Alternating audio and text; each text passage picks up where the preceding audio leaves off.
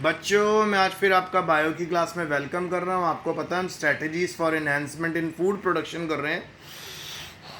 तो इस चैप्टर में हम जानेंगे कि कौन कौन से मेथड्स हैं और कौन कौन सी नई टेक्नोलॉजीज हैं जिनकी मदद से, जिनकी हेल्प से हमारी फूड रिक्वायरमेंट पूरी हुई। क्योंकि अगर तो हम, मैंने लास्ट लेक्चर में भी बताया था कि अगर तो हम पुराने सिस्टम के अकॉर्डिंग सब कुछ करते, हार्वेस्टिंग करते, ठीक है, फिर हम लोग मैन्यूरिंग करते, तो हम आज की डेट की फूड रिक्वायरमेंट पूरी नहीं कर सकते थे। क्योंकि अगर हम देखें तो तकरीबन 130 करोड़ जो है हमारे इंडिया की पॉपुलेशन है। तो नए नए मेथड्स को फॉलो किया गया, नई नई साइंस की टेक्नोलॉजीज़ को इम्प्लीमेंट किया गया, तभी हमारे देश में और all over world white revolution और ग्रीन रेवोल्यूशन आई है। वाइट रेवोल्यूशन जी, increase in production of milk product, और green revolution increase in the production of plants and their products. तो आज का क्वेश्चन है बीज का, आपको ना बी कीपिंग भी हम करवाएंगे इस चैप्टर में। बी कीपिंग है बेटा जिसके अंदर हम मधुमक्खी पालन जिसको बोलते हैं, ठीक है। सो पहला आज का क्वेश्चन है, एनिमीज बताओ बी के, ठीक है, मधुमक्खी के एनिमीज कौन कौन है। एक तो वेस्प है, वैक्स मॉथ है, ब्लैक एंड्स हैं, बी ईटर है और किंग क्रो है। तो ये सारे के सारे जो हैं ये बीज के एनिमी हैं। और बीज की डिजीज़ क्या क्या होती हैं। Honey bee suffer from nosema disease, और नोसीमा डिजीज़ को कॉज करता है जी स्पोरोजोआ जिसका नाम है नोसेमा एपिस। नंबर 2, डायसेंट्री बीमारी भी होती है इनमें, पैरालिसिस भी होता है, एक्राइन डिजीज़ भी होती है जो पैरासाइट करता है माइट जिसका नाम है एक्रापिस वुडी, एक्रापिस वुडी। उसके बाद बी से मिलने वाली जो बी वैक्स है वो एक्चुअल में होती क्या है। बी वैक्स हमको मिलती है जी बी हाइव्स में, मधुमक्खियों के छत्तों में से हमें बी वैक्स मिलती है। और ये क्या है, it is secretion of worker बीज, it is secretion of worker बीज एब्डोमिनल ग्लैंड। तो आपको पता है कि बेटा वहाँ पे ना बेटा डिवीजन ऑफ लेबर होती है मधुमक्खियों के छत्ते में। मधुमक्खियों के छत्ते में एक होती है क्वीन, मेजर एक क्वीन होती है, ठीक है, उसके पास ही रिप्रोड्यूस करने की पावर होती है। और एक वहाँ पे जो बेटा एक पॉपुलेशन होती है वर्कर की, एक पॉपुलेशन होती है ड्रोन्स की, ठीक है। इन तीनों का काम डिफरेंट डिफरेंट होता है। तो आगे चलते हैं।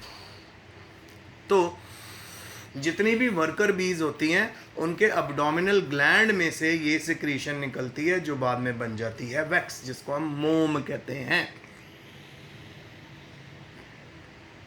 Next question, what are the uses of bees wax. Bee wax के यूजेस क्या हैं। एक तो बेटा कॉस्मेटिक्स बनाने में इसका इस्तेमाल होता है, जितनी भी क्रीम्स होती हैं, फेशियल होते हैं, ठीक है। फिर उसके बाद जितनी भी मसाजिंग क्रीम होती हैं वो सारी उसके अंदर ये वैक्स डलती है। शेविंग क्रीम में डलती है, ऑइंटमेंट्स में डलती हैं, ठीक है, जो भी हम अपने बॉडी के ऊपर अलग अलग तरह की ट्यूब्स लगाते हैं, क्रीम लगाते हैं, जैसे कोई सोर हो गया, कोई सोजिश हो गई, कहीं पे कट लग गया, उसको ट्रीट करने के लिए प्लास्टर्स में डलती है, कार्बन पेपर में डलती है, पेंसिल में डलती है, इलेक्ट्रिक गुड्स में डलती है, पॉलिशेस में डलती है और कैंडल्स में डलती है ये wax. Number 2, it is also used in model and mould making, ठीक है बेटा।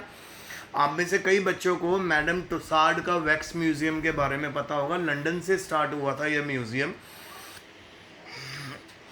अब ये म्यूजियम की जो ब्रांचेज हैं पूरे वर्ल्ड में फैल चुकी हैं।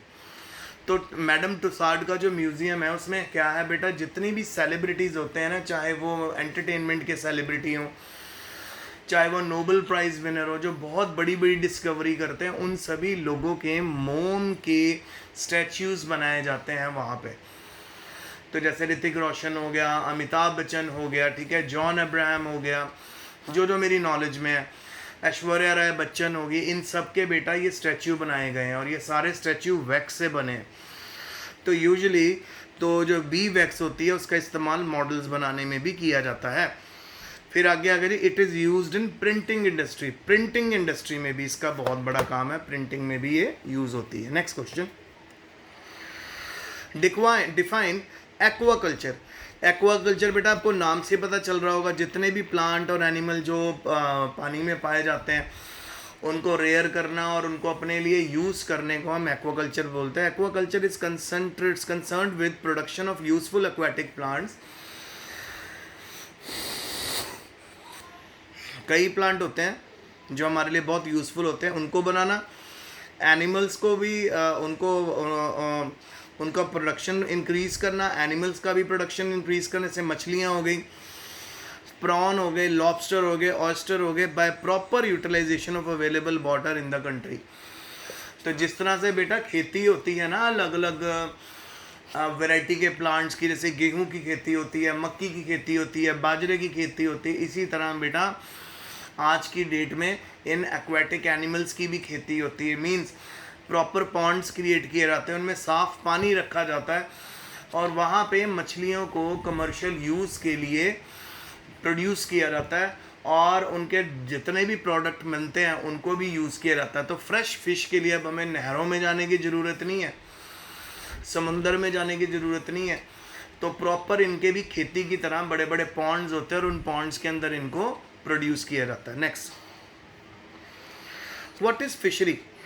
फिशरी एक तरह का बिजनेस है और ऑक्यूपेशन है जिसके अंदर मछलियों को पकड़ा जाता है और ये बहुत पॉपुलर है और इसको एक्सीलेंट फूड भी माना जाता है। बेटा मछली को यानी फ़िश को एक्सीलेंट फूड क्यों माना जाता है, उसके पीछे एक ही रीज़न है और वो रीज़न बेटा ये है कि मछलियों में बहुत ही हाई क्वालिटी की प्रोटीन होती है, इसीलिए इसको बेस्ट फूड माना जाता है। क्योंकि जो हमारी बॉडी के जो बिल्डिंग ब्लॉक है, जो प्रोटीन की रिक्वायरमेंट है, फ़िश अगर पूरी करे तो बेस्ट रिक्वायरमेंट पूरी होती है। तो फिश से जो हमें प्रोटीन ऑब्टेन होती है वो बहुत हाई क्वालिटी की प्रोटीन होती है, इस करके इसको बेस्ट माना जाता है, एक्सीलेंट फूड माना जाता है, टेस्ट वाइज भी और हेल्थ वाइज भी। अच्छा, why poultry farming is better than livestock raising. ठीक है, पोल्ट्री फार्मिंग ज़्यादा बेटर क्यों है लाइव स्टॉक रेयरिंग, क्या रीज़न है, क्या रीज़न है कि पोल्ट्री फार्मिंग जो होती है वो ज़्यादा बेटर मानी जाती है। ठीक है, लाइव स्टॉक रेजिंग का मतलब होता है बेटा, मैंने आपको पहले बताया था, गायें, बैल, बकरियां, इन सबको पालने को लाइव स्टॉक में रखते हैं। ये देखिए पहला क्वेश्चन जो आपको कल मैंने करवाया था, domesticated animals rear to provide milk, hide and flesh. ठीक है, सो एक का हमारे पास ऑप्शन है कि हम पोल्ट्री फार्मिंग करें, एक हमारे पास ऑप्शन है कि हम लाइव स्टॉक को फार्मिंग करें, रेजिंग करें। तो हम पोल्ट्री फार्मिंग ज़्यादा आसान क्यों है? सबसे पहली बात है कि पोल्ट्री बर्ड्स जो होती हैं बड़ी चीप होती हैं, यानी मुर्गा हो गया, टर्की हो गई, ये चीप होती है। ठीक है, चीप होती है ना, हाँ जी, चीप होती हैं ये। ठीक है, फिर उसके बाद they give quick return in just 6 month, 6 महीने में आपको रिटर्न मिलने लग जाती है। मुर्गियाँ अंडे देने लग जाती हैं, मुर्गियों से जो बच्चे पैदा होते हैं वो 6 महीने में मैच्योर हो जाते हैं और मुर्गियों को बहुत कम स्पेस चाहिए होता है और इनको हम आसानी से मैनेज कर सकते हैं। समझ रहे हो आप? इस करके जो पोल्ट्री फार्मिंग है, बर्ड कीपिंग है, वो ज़्यादा इजी है। ब्रीड क्या चीज़ होती है? Give the objective of animal breeding. Breed क्या है और एनिमल ब्रीडिंग का ऑब्जेक्टिव क्या है? देखिए,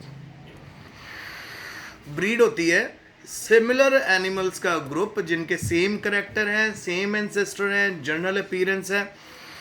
अच्छा, अब मेन ऑब्जेक्टिव क्या है एनिमल ब्रीडिंग का? बेटर प्रोजेनी, बेटर प्रोडक्ट बनाना। These are develop to raise desirable quality, बहुत अच्छी क्वालिटी यहाँ से मिलती है। They have been develop to raise the yield, और इनका इस्तेमाल किया जाता है ताकि वो ईल्ड, अच्छी ईल्ड हमें प्रोड्यूस करके दें। फिर आ गया जी, व्हाट इज़ एपीकल्चर, क्या है? Give its importance. एपीकल्चर बेटा वो प्रोसेस होता है जिसमें हनी बीज को हम रेयर करते हैं आर्टिफिशियल बी हाइव्स में, और इनको एप्रीज बोलते हैं, यूजुअली प्लास्टिक की बनी होती हैं, और इनको हम बिल्कुल गार्डन के बीच में रखते हैं जिसके चारों तरफ ढेर सारे फ्लावर्स होते हैं, प्लांट्स होते हैं, तो वहाँ से आसानी से नेक्टर इकट्ठा कर सकती हैं और हनी प्रोड्यूस करके दे सकती हैं।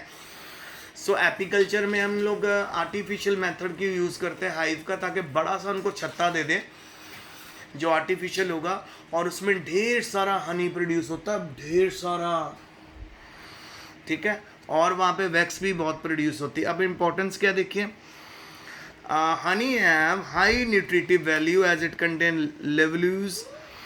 लिवल्यूज, dextrose, maltose, enzyme and pigments, mineral, vitamin one, water. कितना कुछ आपको हनी में मिल रहा है, इस करके इसकी न्यूट्रिटिव वैल्यू बहुत ज़्यादा। Honey is used as laxative. Laxative का मतलब होता है बेटा, जिन लोगों को कॉन्स्टिपेशन होती है उनके लिए बहुत अच्छा है। एंटीसेप्टिक, आपके इन्फेक्शन को भी कम करता है। सिडेटिव, नींद में भी मदद करता है। Honey is used in manufacturing of cake, cake बनाने में भी इसका इस्तेमाल होता है। Bees wax is used in cosmetic and paints, ये तो हम डिस्कस कर चुके थे कि बीज वैक्स का कहाँ इस्तेमाल होता है, कॉस्मेटिक्स में होता है और पेंट्स में होता है। फिर आगे जी, what is the role of fishery in enhancement of food production.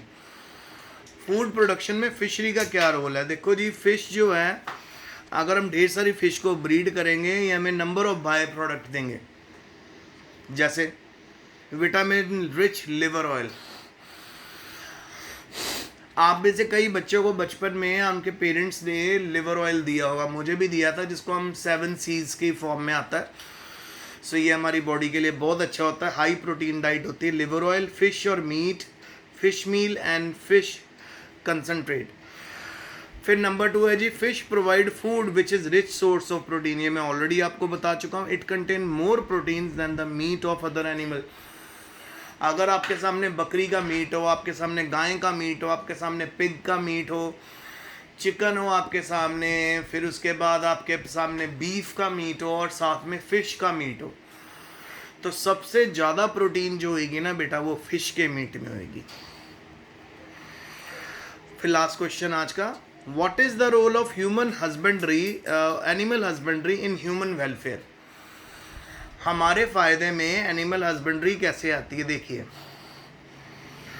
सबसे पहले, increased milk production through cattle farming. अगर आप कैटल फार्मिंग करोगे सो ढेर सारा अमाउंट में आप मिल्क प्रोड्यूस कर सकते हो। It can increases production of egg through poultry farming. Poultry farming की मदद से एग भी प्रोड्यूस करके हमें मिल सकते हैं। Improvement of quality of meat through fish farming. अगर हम फिश फार्मिंग करते हैं तो हमें बहुत अच्छे मीट की क्वालिटी भी मिलती है। Production of biogas and manure, तो जो भी इनका वेस्ट होगा, जो भी इनका लैट्रिन होगी, जो भी इनका स्टूल जो ये पास करेगा एनिमल्स, उन सभी को हम बायोगैस में भी यूज़ कर सकते हैं। ठीक है, कौन कौन से स्टेप्स हैं। नेक्स्ट है, what are the important step to improve the quantity and quality of milk production.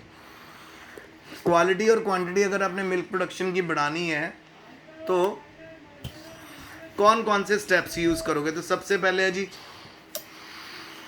Provide a good shelter to animal to keep them disease free. सबसे पहले बेटा, जो भी हमारी एनिमल हस्बेंड्री है, तबेला जिसको हिंदी में बोलते हैं, वहाँ पर आपको सैनिटेशन बहुत अच्छी लगना है, शेल्टर बहुत अच्छा रखना है, ताकि वहाँ किसी एनिमल को बीमारी ना हो। Number 2, provide a balance feed to animals. Animal को प्रॉपर फीड प्रोवाइड करनी है, बैलेंस फूड देना ताकि वो बीमार ना हो।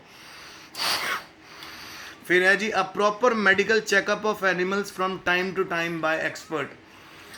जितने भी एक्सपर्ट हैं उनकी मदद से आपने प्रॉपर मेडिकल चेकअप प्रोवाइड करना है एनिमल्स को।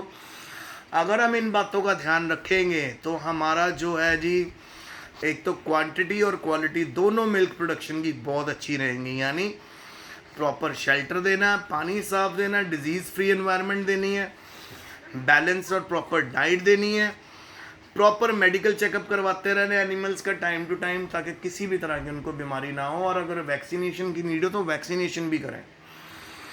सो बच्चों, ये आज का हमारा लेक्चर था। होप आपको समझ आया होगा। If you have any difficulty you can ask me. Soon we will be having our Google Meet class, so you can ask me and I will be there to solve your all the queries. So आज के लिए इतना ही।